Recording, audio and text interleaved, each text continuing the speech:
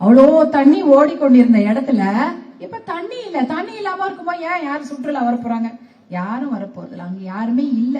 அப்படிதான் இருந்தது அந்த இடம். அவ்வளவு பரிதாபமாக இதுதான் காவிரி என்று காட்டுகிறார்கள். ஏதோ நடுவுல ஏதோ பச்சையா அழுக்கா கொஞ்சோண்டு தண்ணி பாச கூட இல்ல. பாசம் இருக்க தண்ணியே இல்லையா? அப்புறம் எங்க இருந்து மத்ததெல்லாம்?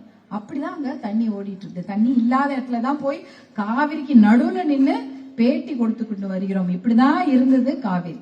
அங்கதான் மேகேதாட்டு அங்க அணை கட்ட போறாங்க 4 கிலோமீட்டர் தூரத்துல.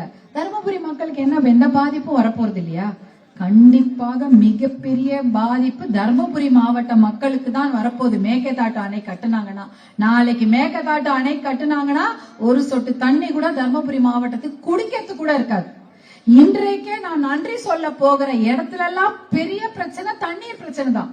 முன்னாடியாவது தண்ணீர் கொஞ்சம் ஒரு குடம் அரை குடமாவது தலைக்கு வந்துட்டு இருந்தது. இப்ப அது கூட வரல. எல்லாரும் டேங்க கட்டுங்கன்னு கேக்குறாங்க. டேங்க கட்டிட்டு உள்ள தண்ணியை விட முடியலன்னா என்ன பண்ண முடியும்? வெறும் காலி டேங்க் தான் இருக்கும். டேங்க கட்டினா கூட உள்ள தண்ணி வரணும்ல. தண்ணி இல்ல. அந்த தண்ணி எங்க இருந்து வருது? காவிரி ஆத்துல இருந்து வருது. அது நம்மளுடைய தண்ணி. நீங்க அணையே இல்லைன்னா என்ன வரும்? மெல்லமா குடகுல இருந்து இறங்கி அது மேட்டூர் கிட்ட வரும், அப்புறம் தர்மபுரி வரும், கிருஷ்ணகிரி வரும், நம்ம ஊருக்குலாம் வந்திருக்கோம். நீங்க அணைய கட்டி கர்நாடகால 4 அணை 5 அணை கட்டி எல்லா தண்ணியும் அங்கே நிறுத்திட்டாங்க. நீங்க சாதாரணமா விட்டுருந்தாலே காவிரி தண்ணி நம்ம ஊருக்கு வந்திருக்கும். நம்ம எல்லாம் வீட்டுல இருந்து அங்க ஆறு குளத்துல தான் அதை எடுத்துன்னு போயிருப்போம்.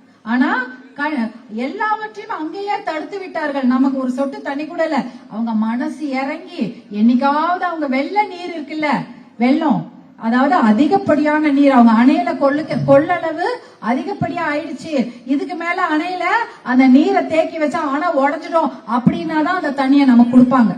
மாசம் மாசம் ஒரு அட்டவணை போட்டு தண்ணீர் கொடுக்க வேண்டும் என்ற சட்டம் இருக்கிறது.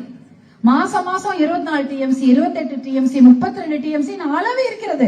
ஆனா அதை பற்றி சிறிதும் கவலைப்படாமல் அந்த ஷெட்யூல்ல பாக்கதே இல்ல. ஒரு வருஷம் கூட அந்த மாதிரி தண்ணிய நமக்கு காவிரி நீர் வரவே இல்லை. இப்போது இந்த மேகதாட்டு அணை கட்டிட்டா 185 டிஎம்சி அவங்களே புடிச்சு வச்சுக்குவாங்க. நமக்கு ஒரு 10 டிஎம்சி, 20 டிஎம்சி, 50 டிஎம்சி இப்ப கொடுக்கற எந்த டிஎம்சி தண்ணியும் வராது. 177 டிஎம்சி 25 டிஎம்சி தண்ணி நமக்கு தரணும். அந்த தண்ணியே கொடுக்க மாட்டாங்க. அப்ப என்ன ஆயிடும்? தர்மபுரி மாவட்டத்துல ஒரு சொட்டு தண்ணி குடிக்க இருக்காது. இதை விட அதிகமான ஒரு குடிநீர் பிரச்சனை ஏற்பட்டு விடும். கிராமத்துல விவசாயிகளுக்கு மட்டும்தான் பிரச்சனை இல்ல, எல்லாருக்குமே பிரச்சனை. நம்ம நினைச்சுட்டோம் இது விவசாய பிரச்சனை, பச்சை துண்டு போட்டிருக்கனால இது வெறும் விவசாயிகள் பிரச்சனைன்னு எல்லாம் நம்பிடாதீங்க. இது முழு தமிழ்நாட்டுடைய பிரச்சனை. மொத்த தமிழ்நாட்டுக்கும் தண்ணி இல்லாம போயிடும். இதனால பெரிய பிரச்சனை ஓடிட்டு இருக்குது. இதை மறக்கவே கூடாது. இது எல்லாரும் ஞாபகம் வச்சுங்க. எல்லாரும் இதுக்கு ஒத்துழைக்கணும். எல்லாருமே இந்த பிரச்சனைக்கு குரல் கொடுக்கணும், கை கோர்க்கணும், ஒன்னா வரணும்.